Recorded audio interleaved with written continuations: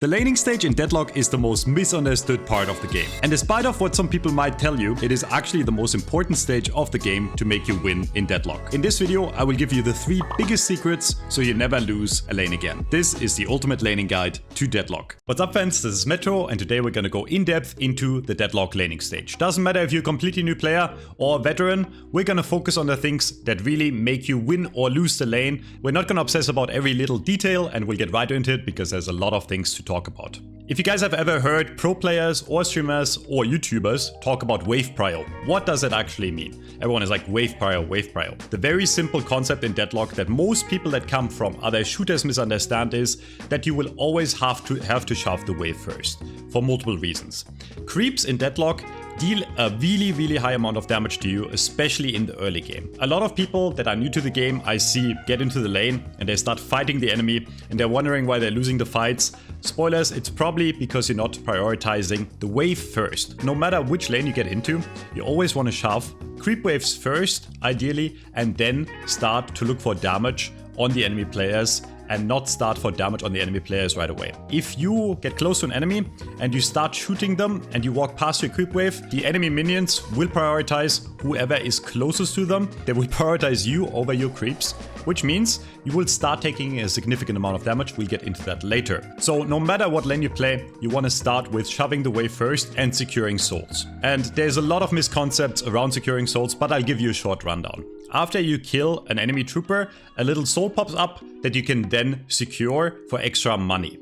You do not have to shoot that soul to secure the extra money. It will automatically pop after 2 seconds anyways. Now, if the enemy contests your secure and shoots also, and you don't shoot it first, the enemy will get that percentage of souls, which is roughly 33% of the overall soul income. You wanna secure the souls if the enemy is looking. There's also a mechanic that a lot of people don't know about. If you secure your own souls, so the green ones on screen, you will have a bit of an advantage. If you and the enemy shoot that soul at the same time, you will always get the last hit and the money, which you might have realized when you're trying to deny. Sometimes you feel like you're shooting it right away and you're not getting the deny. This is inherent to the game. It just means that the team that is securing their own souls will have an advantage, which means denying souls is actually most of the time not worth it. You're gonna spend time looking at souls and shooting them, and if the enemy pays attention, if they secure their own souls, you will basically get nothing for it. So the way most high-level players play securing souls is they start testing at the very start of the game. So in the very first or second wave, you can start by trying to deny enemy souls and see if they're actually good at last hitting. If the enemy is solid enough at last hitting and you realize, oh, you're not really getting a lot of denies in the first 2 waves, I start immediately prioritizing everything else around the lane instead of trying to go for denies. They are a big time investment overall, and during that time you can't do anything else. You can't damage the enemy, you can't shoot the enemy creeps, so you can't get more wave prio. So you can start testing for denies early in the first and second wave. If you realize, wait, the enemy is actually really bad at securing their own souls and I'm getting a lot of secures, you continue. But if you're not really getting away with anything, if you're not really getting a lot of denies, then I and most other high-level players prioritize harassing or shoving or everything else over that. The next basic concept you always have to consider, no matter what hero you play on, is always play cover. If you are in the open, you're an easy target to basically every hero and every ability in the game. Taking cover or high ground or veils in lane is the #1 thing that will allow you to trade efficiently with the enemy. There's multiple ways to do this on characters that shoot a lot, auto-fire characters, auto-attack characters. Picking around corners and giving the enemy a very small hitbox while being able to shoot them is going to allow you to trade efficiently. Taking high ground on the bridges is very good. Shooting down on the enemy, they're going to have a hard time trading for you. Or if you're playing a melee-centered character like Abrams or Billy, a tank character that wants to get up close, you can play around the veils or really the close covers to get melees on the creeps or get damage on the enemies, okay? So the positioning in lane is gonna matter a lot for you coming out on top in lane. Your #1 priority in lane overall is to kill the enemy guardian, but you need to do that in a way that is not detrimental to your team. What I mean by that is it is not worth dying 3, 4, 5 times and getting the enemy guardian first, because what's gonna end up happening is the enemy now has an inherent gold lead over you and they will trade for your guardian very soon after and you will end up coming out of laning stage behind. So prioritizing damaging the enemy guardian is important. You have to know though that the guardian does take very little damage at the start of the game. The longer the game goes, the easier it is to kill. So play your life first and then focus on the Guardian. Another basic concept is always buy items, always prioritize buying items, especially early on. The very first few items in the game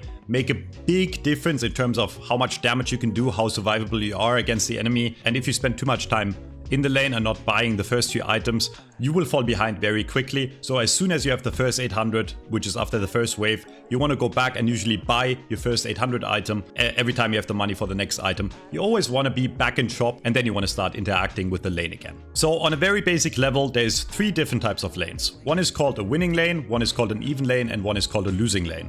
And depending on which of those lanes you end up in, really changes the way you play the game. As soon as you come out of spawn, you want to analyze which heroes play against you and which hero you are with in the lane. Knowing if a lane is winning is dependent on a few factors, but the main one is your character and the character of your teammate good against the enemy players? And this is really something you will learn over time. The more you play a character, the more you will know which good matchups they have and which bad matchups they have. But there's a few things to think about which are pretty basic at the start that you can spend the first few seconds in the game just deciding on if the lane is actually winnable. And the number one thing would be synergy. If you look at a character like Hayes or Abrams in a vacuum, they're not amazing laners, but suddenly when you put them together, they're really strong. Why?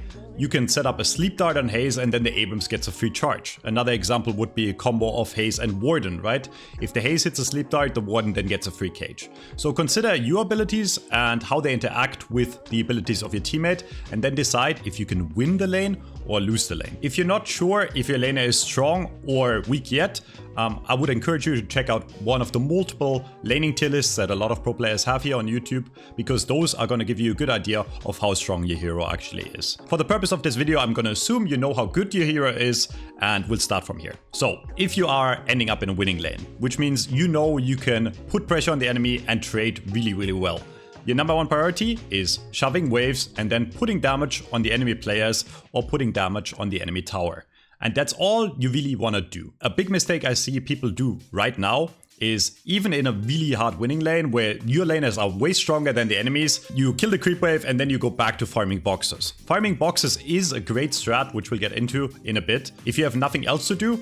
But if you can put pressure on the enemy tower and you can put constant damage on the enemy players in the lane, it is way better to keep the pressure up, keep the enemies low, and force them to make mistakes. Get kills, get extra money, and put damage on the enemy Guardian. If you're playing for a winning lane, you really want to prioritize trading with the enemy, trading your own HP for the enemy HP, and coming out on top in trades, and putting pressure on the enemy Guardian so you can win the lane early. And if you're winning the lane early, it's going to be very, very impactful for your entire team, because it's going to open up the map and you're going to be able to gank and roam more. Case scenario number 2, you end up in an even lane. So you don't really know if you can win the lane or not. The matchups look kind of even. You want to play it similar to the first scenario where you're winning hard dominating, and you want to apply all the principles I told you about so far. Shove the waves first, trade when you can, and depending on how the lane stage goes, if you end up a lot on the enemy tower, you can then end up deciding you want to dive and commit to fights, or you can go into the enemy jungle, steal enemy boxes, steal the enemy tier 1 camps that spawn at 2 minutes, right? So you really take it as it goes. It could go either way. If you realize in an even lane that, wait, the enemy is actually putting a lot of pressure on me, you can play more passive, which is completely cool, and you can resort more to farming your own side, farming your boxes, farming your creep camps, but you really want to play for the win. And I can only reiterate this, playing proactive and playing aggressively if you can is just the best way to win Deadlock, especially in the laning stage. Because if you play proactive, the enemy has to react to you, and if they have to react to you, they will usually end up making the mistake first, which you then can capitalize on, get a kill, or get a really early guarding kill. Now, if you're in a losing lane, a really hard lane that you really think you can't win on paper, you can still come out on top in money, and a lot of the time you can still come out on top and win. You just have to approach the lane in a different way. In those types of lanes, you want to play safe, especially use longer range cover, and make sure that the creeps are killed first. As long as you kill the enemy creep wave, the enemy will have no business in actually tower diving you or trading well against you in terms of damage, right? As I explained earlier, creeps are your bread and butter. They are what keeps you alive in lane. And as long as you play around them, you will win more than the enemy. If you have more creeps, the enemy can't dive you.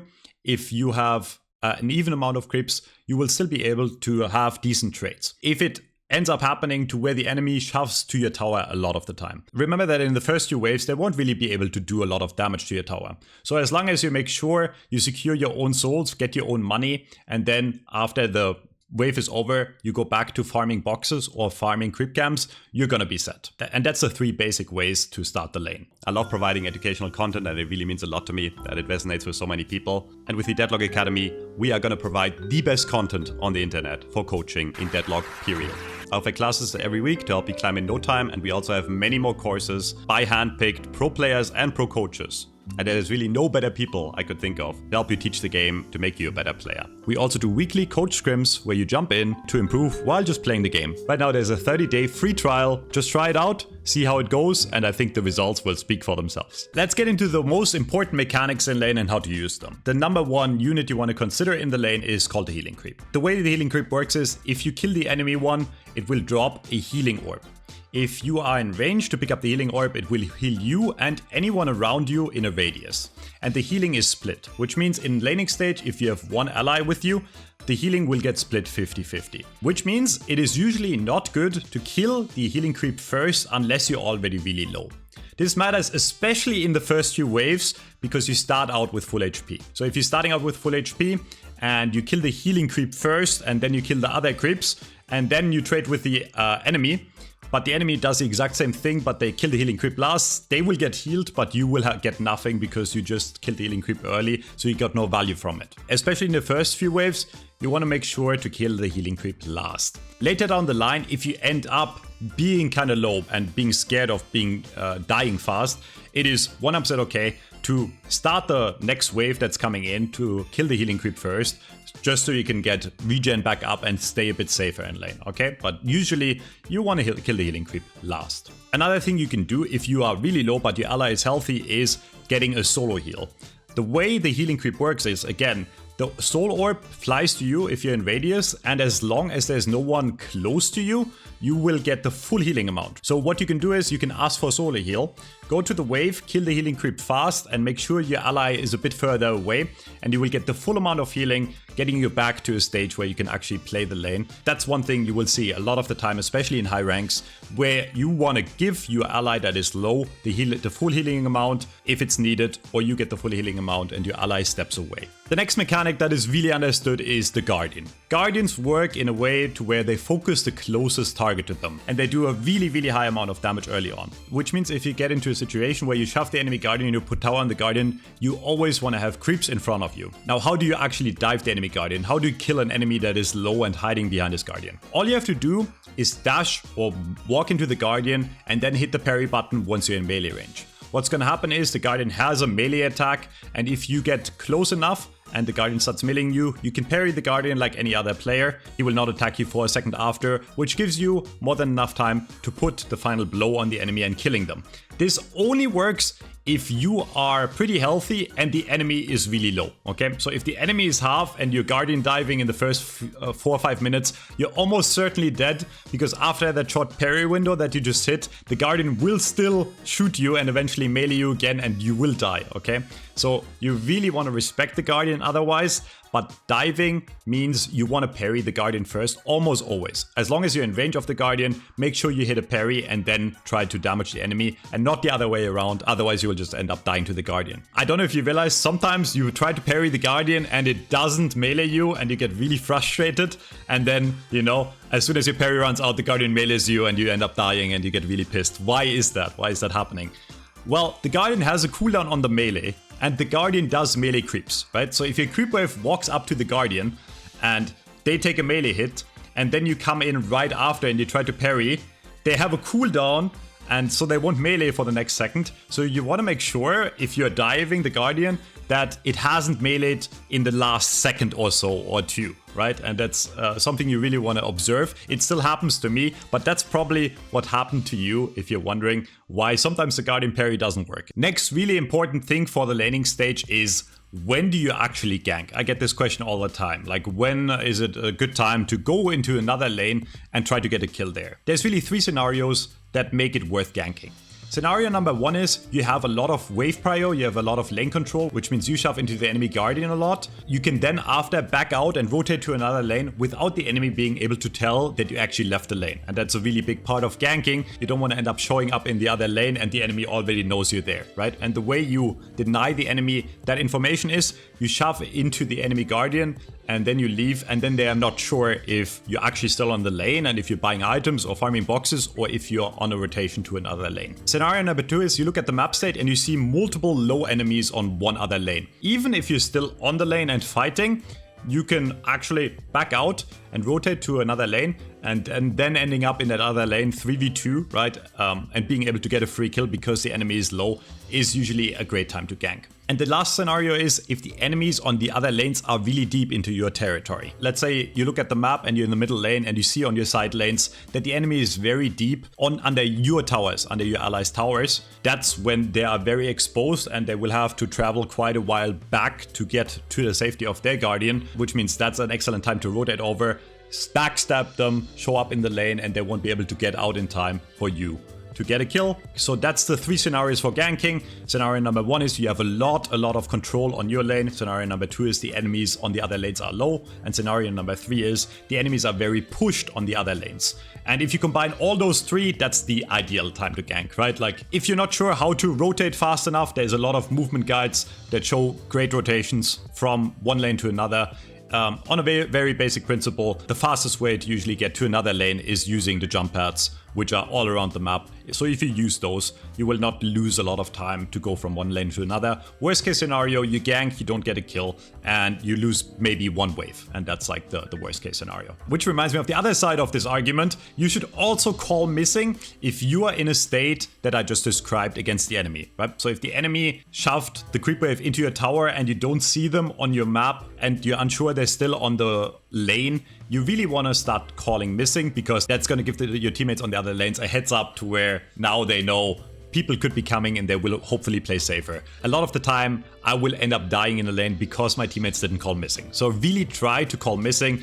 Doesn't matter if it's in VC or using a command. It helps out your team a lot and it's a big part of the laning stage, especially once you get to higher levels. So I just gave you a basic rundown on what to do on the lane. What are some of the ways to get ahead in the lane without really getting kills? A lot of the time you might end up in a lane for multiple minutes and nothing is really happening, right? You kill your creeps, the enemy kills theirs, and there's not a lot of trading going on, there's not a lot of kills going on. What are some other ways to get ahead? Which is where soul splitting comes into the picture. Soul splitting, the way it works in Deadlock is if you are with one more person in the lane, you will split the souls 50-50, right? Which means at the start of the laning stage, you get 50% of the souls and your teammate gets 50% of the souls. What you can do instead is, if you feel like not much is happening, you can have one person staying on the lane and making sure they get all the creep blast hits, right? And playing safe, and the other person just constantly running boxes. And that's one strategy that is especially great in this patch, where you have one person that is very good at killing the creeps pretty fast, and the other person just runs around, farms all the boxes, farms some tier 1 camps, right? And or goes to gank. That way, you will actually end up getting way more money than the enemy. Let's say the enemy players are staying in lane S2, but they're not really getting much done. They will just split the lane gold 50-50. Meanwhile, on your team, you get 100% of the souls, double the enemies, and your teammate will also still get a good amount of souls because they're just gonna be running boxes, right? Or again, going for ganks on other lanes and getting kills there, right? So that's one way to get ahead in lane without anything happening. If it drags out longer, and I know for a lot of you, the lane is usually not over at 8 minutes, right? If it drags out longer than that, you can start including stuff like sinner sacrifices to where, okay, the lane is still not over, not much is happening, have one person sitting on the lane and the other person at 8 minutes rotate to the jungle and secure their sinners, or if you're cocky, even steal the enemy sinners. That way suddenly you're getting more than twice the amount of souls than the enemy team, and I've had a lot of games, on paper not much was happening, but suddenly I ended up with like a lot more net worth than the enemy players after laning stage. And at that point the game is very comfortable, right? You're richer, and at that point it doesn't really matter if the lane is over early, because once you get to a significant gold lead, you can just actually walk up to the enemy tower and kill it, and the enemy won't be able to really contest you anymore, right? Once you get that level of strength. So that's the ways you win in lane other than trading. So how do we efficiently trade in lane? As I covered a bit earlier, you want to shove the creep waves first. In a lot of scenarios, I see people dinging their heads together and just shooting each other instead of shooting creep waves, and it ends up kind of like a slugfest. Again, ideally, you secure your souls, you play cover, and whenever you see an opening to where you can do damage to the enemy, you want to use your abilities. If your abilities are off cooldown and they can add value and add damage, you want to use them, okay?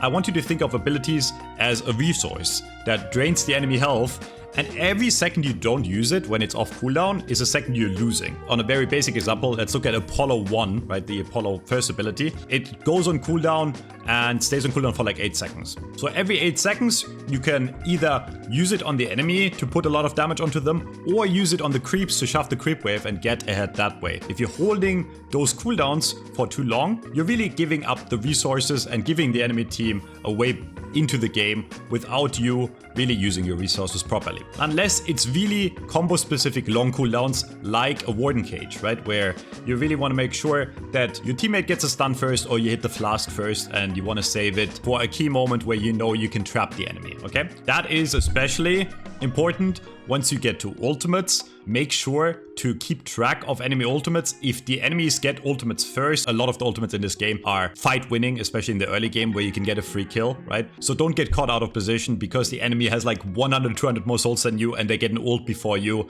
and suddenly nothing happened for 4 minutes and suddenly the enemy has an ult and they get a free kill on you. If you are taking trades with the enemy, so you're using abilities on them and they're using abilities on you, you really need to again consider the wave state. If there's 3 or more creeps alive on the enemy side and none of your creeps are alive anymore, you will never ever have a favorable trade. 3 creeps will do enough damage to you over time that even if you out-aim the enemy and you hit all the abilities and the enemy misses them, because the enemy creeps shoot you, you will end up taking more damage than them and you will probably end up losing. The very best case scenario where you want to start engaging or thinking about engaging an enemy head on is if there's a maximum of 2 enemy creeps left. Ideally, it's when your creeps are still alive and the enemy creeps are dead, right? That's when you can trade favorably and you can actually walk up. That's the entire dynamic of the wave. Always, before you start an engagement, look at the wave state. And that is a big part of trading, and it is way more important than any of your abilities. It doesn't matter how broken or strong your character is early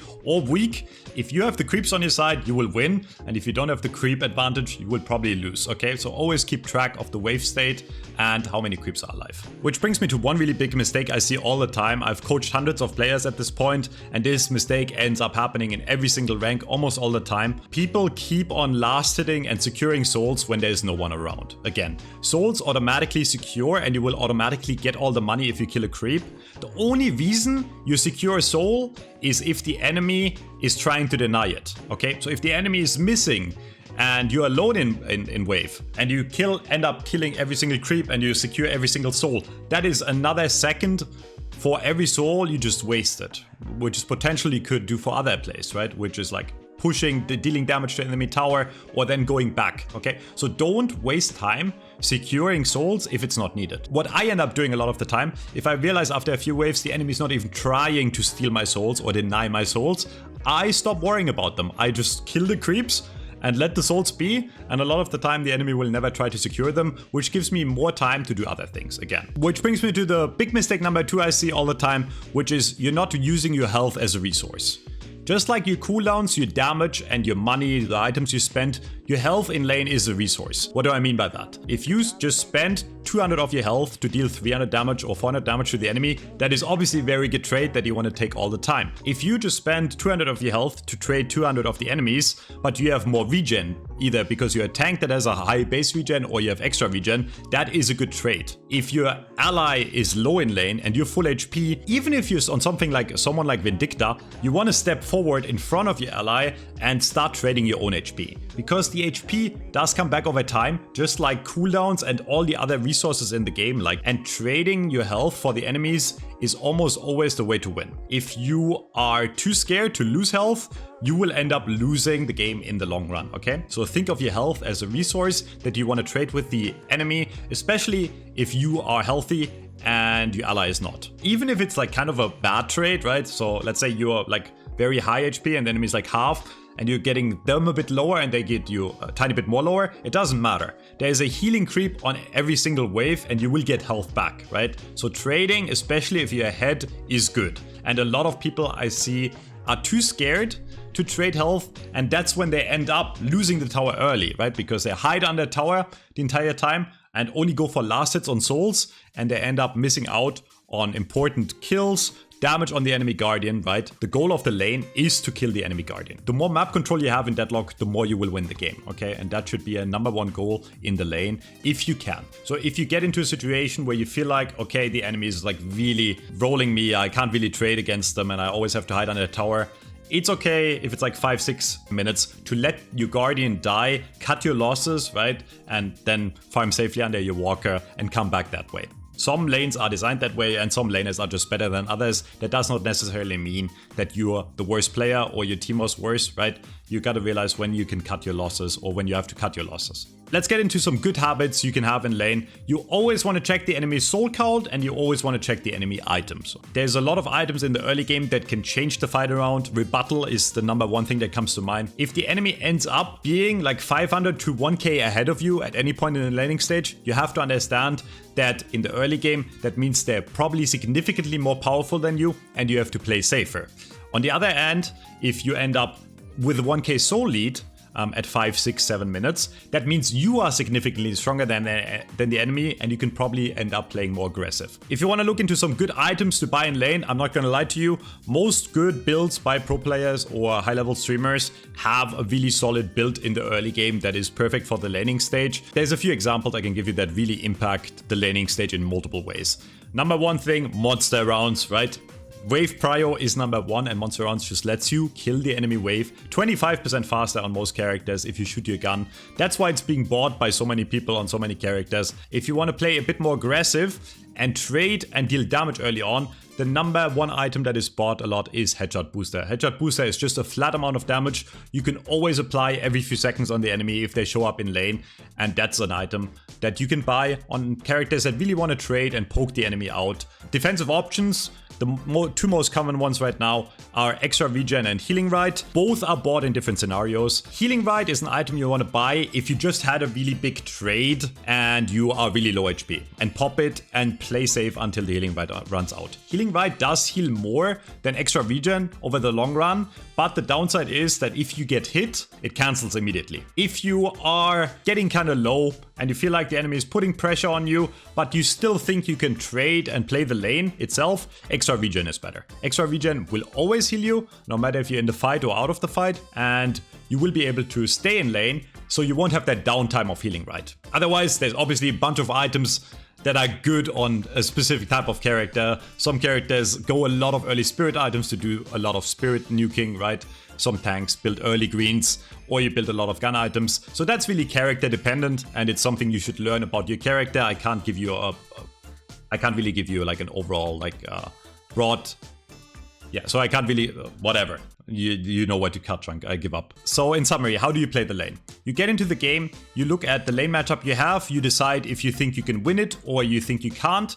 You shove the wave first always. If you think you can win, you try to trade with the enemies a lot. And if you can't, if your heroes are just weak against them, you shove the lane and then you prioritize more box running on your own side and jungle camps, okay? Once it gets to later in the lane at 6 or 8 minutes at the mediums, creep camps or sinners spawn, you can decide to split up, have one person on the lane and the other person to farm jungle or go gank. And that's really it. The thing about Deadlock is there's always more you can learn, but in the end I think that's what's most important. Playing the lane aggressively, looking for ganks if you can play a character that ganks a lot, otherwise shoving creep wave, putting pressure on the enemy, and playing actively instead of playing scared. And if you have any questions, let me know in the comments, and I hope that was helpful. Until next time, see you friends, bye bye.